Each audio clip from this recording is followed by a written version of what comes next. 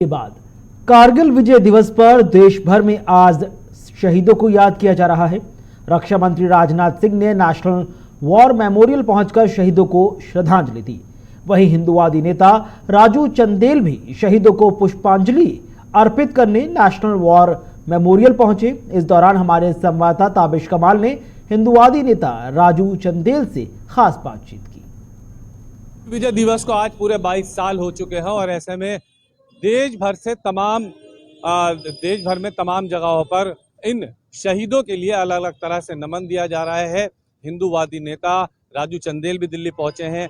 आज जम्मू कश्मीर से आप दिल्ली आए हैं, पूजा अर्चना की है, क्या किया है आपने? जी, मैंने यहाँ शहीदों को जो अपने श्रद्धा सुमन है पुष्प अर्पित करते हुए जो हमारे आज 26 जुलाई 1999 में हमारे देश के जाबाज शहीदों ने गद्दार पाकिस्तान के जो आतंकवादी पहाड़ियों पर बैठे हुए भारत माता की जो सीमाओं पर कब्जा किए हुए थे, हमारे देश के जाबाज योद्धाओं ने उन कायर आतंकवादियों को मार भगाया था।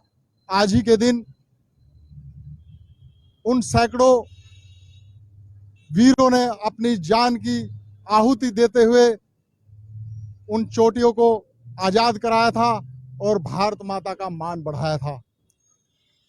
आज मैं कह देना चाहता हूं, जिस प्रकार से कायर पाकिस्तान और चालबाज चीन अपनी नापाक हरकतों को और उन सपनों को सजोए बैठे हैं भारत पर कब्जा करने के लिए, पीओके पे कब्जा करने के लिए, अक्साई चीन पे कब्जा करने के लिए, तो मैं बता देना चाहता हूं कायर पाकिस्तान और चीन को, उनके हुक्मरानों को, कि आज का जो भारत है 1962 वाला भारत नहीं, आज 2022 का भारत है, मोदी जी का भारत है।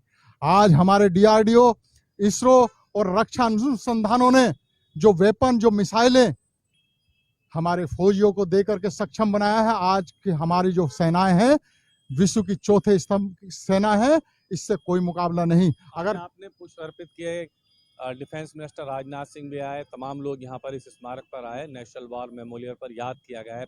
यहाँ पर पहुँचने के बाद मैं देख रहा हूँ कि काफ़ी लोग आ रहे हैं, पढ़ रहे हैं हिस्ट्री। क्या इसे हिस्ट्री को भारत की किताबों में रखना चाहिए?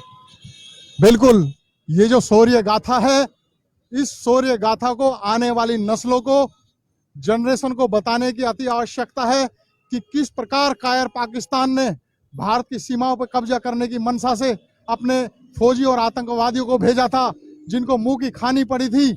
और मैं बता देना चाहता हूं, जिस प्रकार से तिरंगा झंडा कल से आज तक लहराया जा रहा है, 15 अगस्त के दिन मैं कहता हूं कि पीओके के अंदर भी तिरंगा झंडा शान से लहराया जाएगा। जल्दी पीओके भारत के अंदर होगा।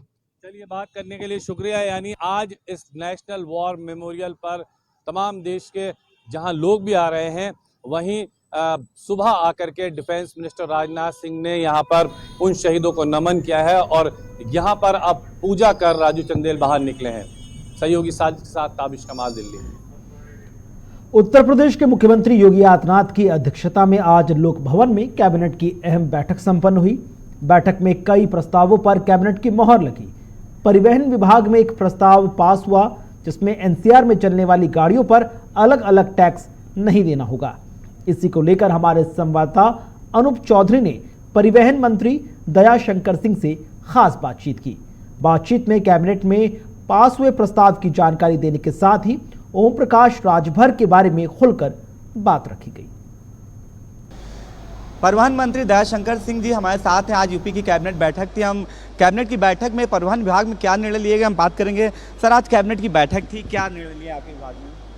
आज जो है हम लोग एनसीआर में जो स्कूली बसें, जो टैक्सी कैब, जो 4 स्टेट है, राजस्थान, हरियाणा, दिल्ली, उत्तर प्रदेश, इसको हम लोग आम सहमति से हम लोगों ने तय किया कि अब हम लोगों के कोई भी एनसीआर में जो टैक्सी कैब चलेंगी, जो स्कूली बसें चलेंगी, जो अस्पतालों में जो गाड़ियां चलती हैं या जो पैसेंजर के लिए जो बसें जाती हैं, अब उनको एक ही टैक्स देना पड़ेगा। एक ही टैक्स के माध्यम से सभी जगहों पर गाड़ी चलेगी। नहीं तो पहले 4-4 स्टेट को क्रॉस करना पड़ता था, चारों स्टेट में उनको टैक्स देना पड़ता था। तो इसलिए समय की बर्बादी और जो है और पैसे की भी अतिरिक्त देना पड़ता था। तो उत्तर प्रदेश को भी 12 करोड़ रुपया का नुकसान होगा राजस्व में। लेकिन हम लोगों ने जनता के हित में, छात्रों के हित में, मजदूरों के हित में हम लोगों ने निर्णय लिया कि अब एक ही टैक्स पर सभी एनसीआर में गाड़ियाँ चलेंगी। दयाशंकर जी, ओम प्रकाश राजभर को लेकर तमाम बातें चल रही हैं। वो कह रहे हैं कि जो अब समाजवादी पार्टी के गठबंधन से अलग हो चुके हैं और वो कह रहे हैं कि बसपा में जाएंगे। हालांकि उनका जो लगाव है भारतीय जनता पार्टी से ज़्यादा रहा है। क्या माना जाए, बसपा को टारगेट कर वो भारतीय जनता पार्टी में आना चाह रहे हैं? देखिए, हम लोग के साथ रहे हैं और हम लोग के सैद्धांतिक रूप से वो हम लोग के साथ ही उनकी लंबे समय तक हम लोग के साथ रह सकते हैं। पहले भी रहे, उसका लाभ उनको भी मिला, हम सबको भी मिला। तो आगे भी हमारे राष्ट्रीय नेतृत्व इस पर तय करेगा। आप दयाशंकर सिंह जी थे जिन्होंने बताया कि उनके विभाग की आज कैबिनेट की बैठक में कई निर्णय लिए गए जिसका फायदा जो है सीधे जनता को मिलेगा, आर्थिक बचत होगी। और इसके अलावा सुहेलदेव भारतीय समाज पार्टी के अध्यक्ष के बारे में कहा कि वो भारतीय जनता पार्टी के करीब थे और उनका वो आएंगे तो उनका स्वागत होगा। कैमरामैन गौरव के साथ अरूप चौधरी। अपने समाज के लोगों को ज्यादा से ज्यादा रोजगार मिले और वो आर्थिक रूप से संपन्न हो, इसको लेकर यूपी में मत्स्य मंत्री डॉक्टर संजय निषाद का प्रयास लगातार जारी है। कैसे उनका विभाग समाज के लिए काम कर रहा है, इसकी जानकारी संजय निषाद ने हमारे संवाददाता अनूप चौधरी के साथ साझा की। साथ ही आज कैबिनेट की बैठक हुई। डॉक्टर साहब, आज कैबिनेट की बैठक में आपके विभाग को लेकर क्या निर्णय लिए गए? अभी डिजिटलाइज हो रहा है और जितने भी ग्राम सभा में ग्राम सचिवालय है वहाँ से सभी विभागों के आसानी से रजिस्ट्रेशन, आसानी से प्रमाण, तो उसमें हमारे विभाग का भी जो प्रमोशन है, जो हमारे विभाग से जो योजनाएं हैं, उस योजनाओं के लाभ लेने के लिए कहीं आदमी को दौड़ना नहीं पड़ेगा इधर उधर। अपने गांव के ग्राम सचिवालय में जाकर वहीं आवेदन करके उसका प्राप्ति कर सकते हैं। अच्छा, ओम प्रकाश राजभर को लेकर तमाम बातें चली, वो भारतीय जनता पार्टी में जाएंगे और कह रहे हैं बीएसपी जिंदाबाद लगातार कर रहे हैं, लेकिन उनका जो मुख्य फोकस है भारतीय जनता पार्टी है क्योंकि उनको 22 श्रेणी भी दे दी गई है। ऐसे में आपका क्या कहना है कि भाजपा में वो आएंगे? क्या हमारे सरकार का नियम है, कोई भी आदमी न्याय देना, सुरक्षा देना, सम्मान देना। अब राजभर भैया का काम है, वो क्या करते हैं, क्या सोचते हैं, उनके ऊपर रहता है।